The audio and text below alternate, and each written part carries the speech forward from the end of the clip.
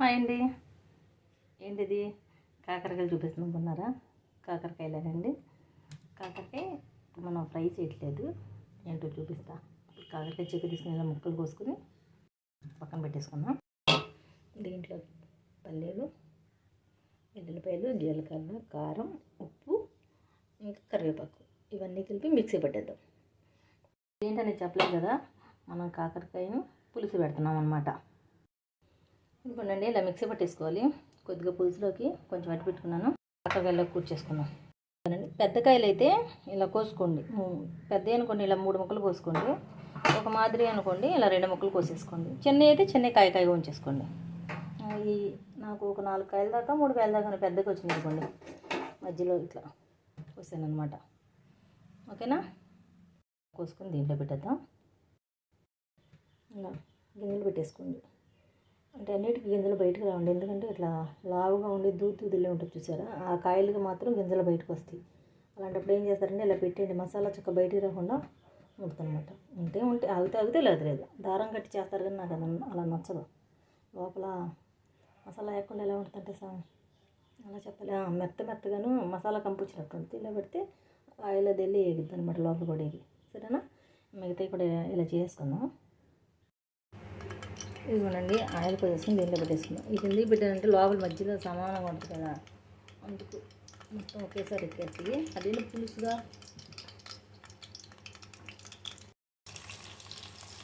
ఇదిగోండి ఇలా పెట్టేసుకోండి. ఇది వీడియోలో పెట్టుకున్నాను, మీకు ఫుల్గా ఉంది కదా, ఆయిల్ కాగలని ఫుల్గా పెట్టేసాను. వేగిన తర్వాత తిప్పుకున్నాం. ఈలోపు ఉల్లిపాయ పోసేసుకున్నాం. అవి మాడిపోయినాయి అనుకోమాకండి. ఏమైందంటే ఇందాడ ఒక పాప మీద కుక్కలు పడిపోయినాయి, కొట్టుకుంటూ వచ్చి పాప మీద పడిపోయినాయి. నేనేం చేశానంటే పొయ్యి ఫాస్ట్గా కట్టేద్దామని చెప్పి పక్కకి తిప్పేసాము. అది కట్ అయింది అనుకున్నాను, అది ఏం కట్ అవ్వలేదు, అలాగే ఉంటుంది. నేను వచ్చేప్పటికి కలర్ చేంజ్ అయ్యింది. తర్వాత పాపను కూర్చోబెట్టి దడగా ఉందంటే కూర్చోబెట్టి వాటర్ ఇచ్చి లోపలికి వచ్చి చూసేప్పటికి ఇది ఎలా ఉన్నాయి మాత్రం అనుకోమాకండి. నేను చూపించే ప్రాసెస్ చూసి మాత్రం మీరు వండుకోండి. వీడియోలో తిప్పి చూడండి, ఇలా వేగితే బాగుంటుంది, ఎరువుగా వస్తాయి. ఇవన్నీ కొంచెం అంటే ఫుల్గా తిప్పేసాను కదా, కలర్ చేంజ్ అయింది. ఒక సైడ్కి తిప్పేసాను నేను, కట్ అయిపోయింది అనుకున్నా ఆ కంగారులో పరిగెత్తి ఒకటికి. నెక్స్ట్ టైం బాగానే ఉంది. మా వారికి ఇలా మాడిపోయింది, వేరేమైనా వండనా తింటారంటే ఏమైందో కానీ వండేసి ఇంకెత్తుకుంటాను. సరేనా? మీరు మాత్రం ఎక్కిరించుకోమాకండి ప్లీజ్. చింతపండు నానబెట్టుకోవాలండి, ఎవరిష్టం అది. ఇదిగోండి, మా పులుపు తగ్గట్టు నేను ఇలా పెట్టుకున్నాను. వేగిపోయినండి, ఒక పక్క ఎక్కువ వేయింది కదా, తీసేద్దాము. 2 పక్కల బాగా వేసేసాను. కానీ పాప ఎంత అళ్ళిందంటే అండి, పాప ఎంత గట్టిగా అరిచిందంటే భయంతో. 12 ఏళ్ళు ఉంటాయేమో, అసలు ఎంత గట్టిగా అరిచిందో నాకే భయం వేసింది. అసలు ముందు కట్ చేసింది ఏమోనని, గట్టిగా అరిసేపటికి పాప వేరే వాళ్ళ అరుగు మీదకి పరిగెట్టేసింది. ఇన్ని కుక్కలు ఉండేయానండి, కుక్కలు మాత్రం అలా ఎచ్చగా వదిలేస్తున్నారు. మనుషుల కన్నా అవి జీవులే కాదంటారు, కానీ మనుషుల వజాన్ని ఇచ్చేస్తుంటే ఎక్కడ సాగలుగుతాము. ఎంత గడువు వచ్చేసింది పాప మా పాపకి. తీసి పక్కన పెట్టేసుకున్నామండి. ఈ ఆయిల్లోనే ఉల్లిపాయ వేసేసుకోవచ్చు, సరిపోద్దండి. ఇంకా ఆయిల్ పోయమాకండి, ఆ కాకరకాయ పట్టుకోలేదు కదా, మీరు తినే దాన్ని బట్టి నాకు ఇదైతే సరిపోతుంది.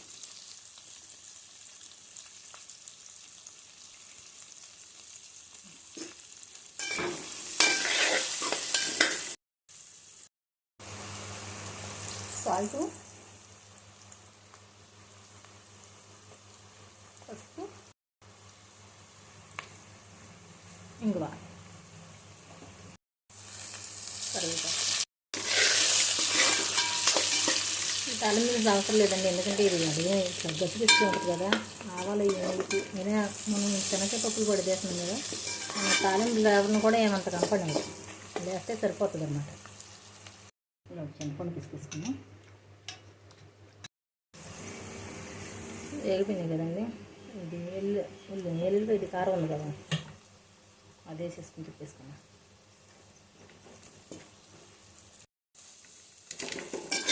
ఇవన్నీ దీన్ని వేగనే మక్కనండి, ఎందుకంటే ఆల్రెడీ మనకి వేరుశనగకాయ గుళ్ళు వేగి ఉన్నాయి కదా, బాగా వేగలేకపోతే సరిపోతుంది. ఇప్పుడు కారం వేసేసుకున్నాం.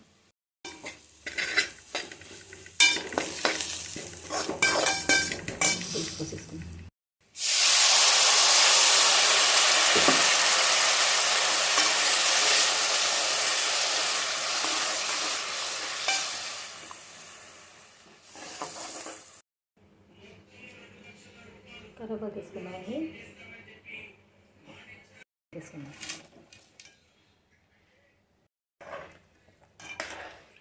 వీడియోలో ఎత్తుకున్నామండి, ఎందుకంటే డైరెక్ట్గా కాకరకాయ పులుసు వెళ్ళాను అనకండి. ఒకసారి ఇలా కూడా వండుకు చూడండి, అంత వరస్ట్ వండుకోవడం బాగుంటుంది, తినొచ్చు. కొంతమంది పులుసు తినాలనుకుంటారు కానీ ఒక్కొక్కరికి నచ్చక పెట్టు. కొంచెం వేసుకున్నాం, కొంచెం బెల్లం వేసుకున్నాం, మీడియంగా తిప్పుకున్నాం. నిదానంగా మూత పెట్టేసుకున్నాం. ఇప్పుడు స్మెల్ అయితే సూపర్గానే వస్తుందండి. నేను ఒకసారి ఉన్నాను, ఇది రెండోసారి ఇప్పుడు బాగుంది కదా అని చూపిస్తున్నాను. మీరు కూడా ట్రై చేయండి నచ్చినట్లయితే. మరి ఇది అందుకని యూట్యూబ్లో ఎవరైనా పెట్టారని కూడా నాకు తెలియదు. నేను పులుసు పెట్టమని అంటే ట్రై చేశాను అన్నమాట. మీరు కూడా ట్రై చేయండి, లైక్ చేయండి, షేర్ చేయండి, సబ్స్క్రైబ్ చేయండి. ఎలా ఉందో కామెంట్ రూపంలో కొంచెం పెట్టండి. ఇదిగోండి, అయిపోయింది. కొత్తిమీర వేసుకున్నాం. నేను చెప్పానా ఆయిల్ ఎలా బయటకు వచ్చిందో. మనం ఆయిల్ చాలేదని మళ్ళీ పోయొద్దు, ఎందుకంటే కాకరకాయ పట్టుకున్న ఆయిల్ అంతా అలా వదిలేస్తుంది తర్వాత.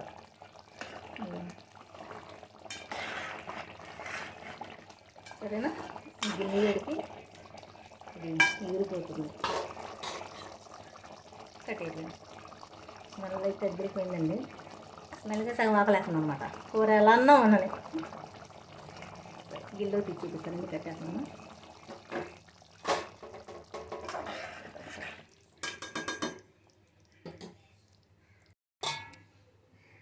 వేడి ఆపుకుందండి.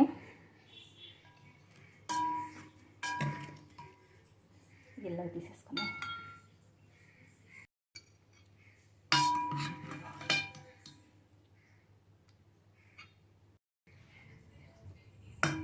అదిగోండి, అయిపోయింది కాకరకాయ పులుసు. నిజంగా బాగుంటుందండి. చూసారా ఆయిల్ ఎలా వచ్చిందో? మనం కలిపినప్పుడు మిక్స్ అయిపోద్ది.